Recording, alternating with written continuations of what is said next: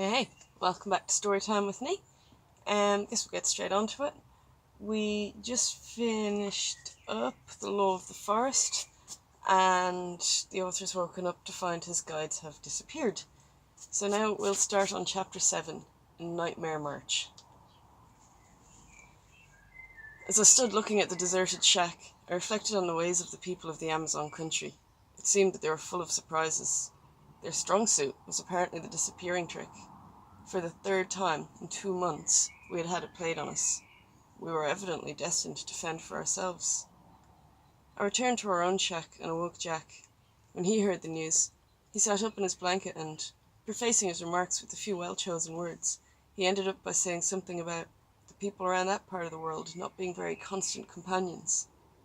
However, talking would serve no good purpose. We took action. We packed up all the yumbos had left us and started on the back trail to the canoe, which in all probability gave us more trouble in daylight than it had Santiago and the rest at night. We tramped all day as hard as we could, being unable to intercept the fugitives by taking a shortcut to a lower point down the river than where we'd landed, as the complex windings of its course might have caused us to strike it 20 miles further upstream as easily as 20 miles down. We carried no directional instruments, and, as a matter of fact, a compass is of no practical value in such country.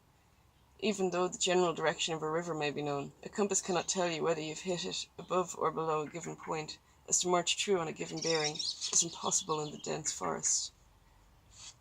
In the evening, we reached our landing place, tired and muddy. We were not in the least surprised to find our canoe had gone, and with it our last hope of catching the yumbos. Wearily, we cooked a supper and turned in for the night. Next morning, the idea occurred to me that Santiago would have been afraid to be seen in our canoe on the Napa without us. Some awkward questions might have been asked, for there was in Archidona some sort of authority with a primitive native police force at its back. To steal a white man's canoe in that country was as bad as stealing a man's horse in the West. So we resolved to follow this river downstream for a short way at any rate, and see whether the dugout had been left. As it turned out, we were right. We found it within a couple of hours. The yumbos had evidently cut down that particular kind of palm which, by reason of the swelling in the trunk halfway up, adapts itself easily to the speedy manufacture of 2 makeshift dugouts in a few minutes. The pith is soft and can be easily cut away with a machete. The ends are then blocked with mud. For a quick getaway on such an occasion as that, they serve splendidly, but are useless as a permanent craft, for they are extremely heavy, and their low freeboard causes them to fill with water and sink at the slightest provocation. And so began the second period of my Asuni adventure.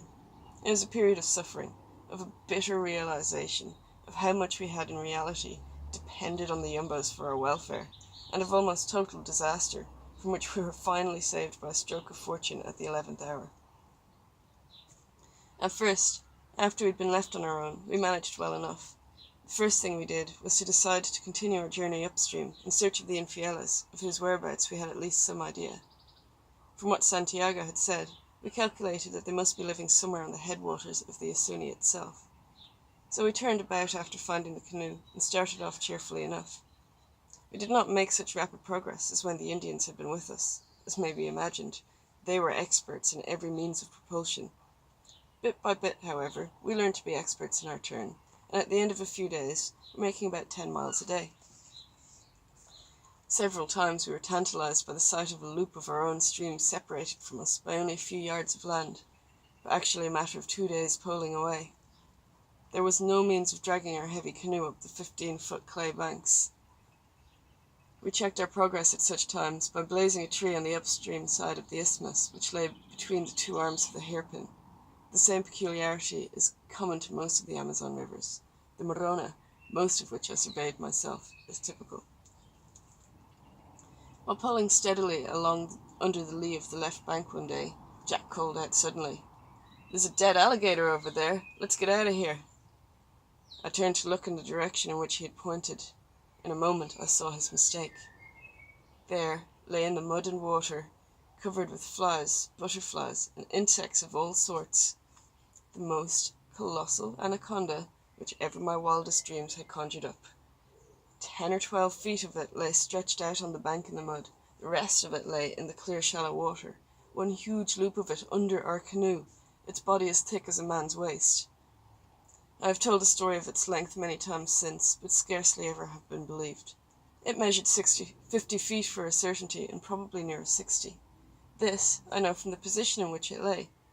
Our canoe was a 24-footer. The snake's head was 10 or 12 feet beyond the bow. Its tail was a good 4 feet beyond the stern.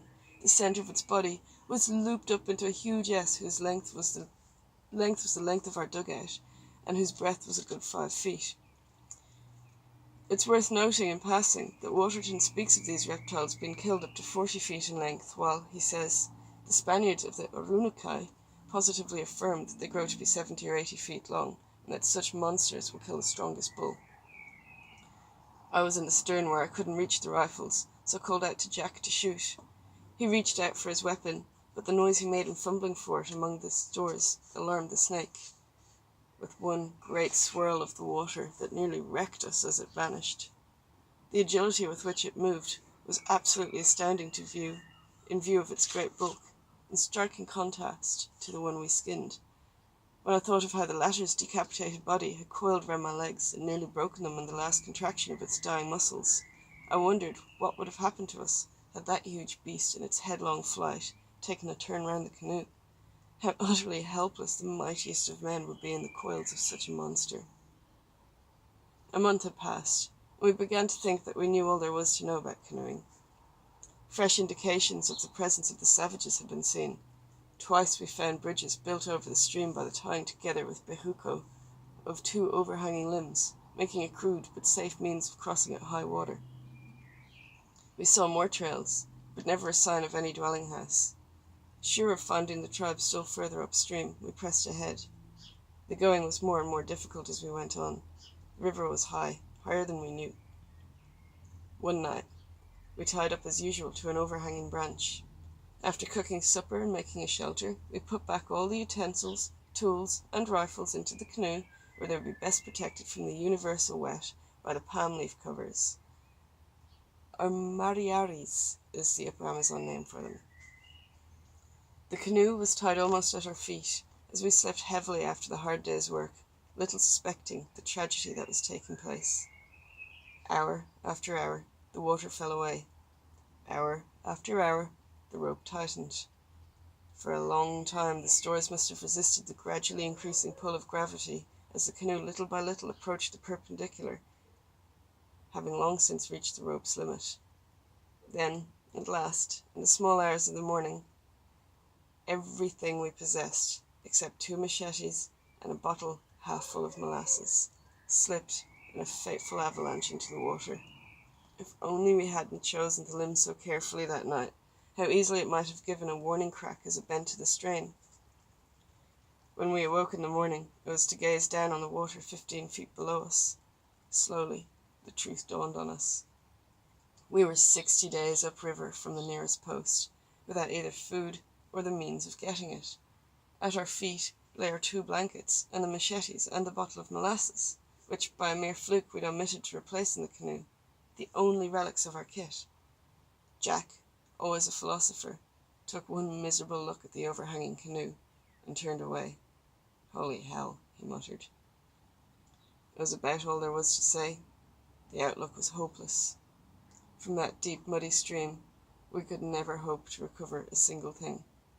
Whatever had floated was by that time miles away.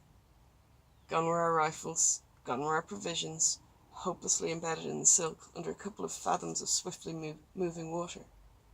We thought of diving for them, and had the water been still, we might at least have secured our rifles and ammunition. But as it was, the muddy current would have swept us away long before we could ever touch bottom. In 15 days, we could have reached the Napo had we had food, but never without it. We turned the matter over in our minds for some little time. Our only hope, we concluded, lay in picking up the first trail we could find and following it as fast as we could. We had been betrayed by that treachery which is a characteristic, would that we had only known it then, of all the smaller tropical American rivers in a rainy season. Barefoot, bareheaded, clothed only in cotton shirt and pants, we set off with our blankets, our machetes, and that miserable bottle of molasses. What a prospect! We had seen but 3 trails since entering the Yasuni, and those were many miles away. Our only chance was to strike out into the woods, away from that accursed river which had robbed us of our means of supporting life. With but one thought in our minds, to go on and on as hard as we could until our strength gave out, we pressed on through the jungle, not even making a trail. What would have been the use when there was no good in returning? If our salvation lay anywhere, it lay ahead. Time was the most precious thing to us in all the world. We covered the ground at a good pace, but the thorns which grew everywhere gave us a great deal of trouble. At first, we stopped to extract them from our feet.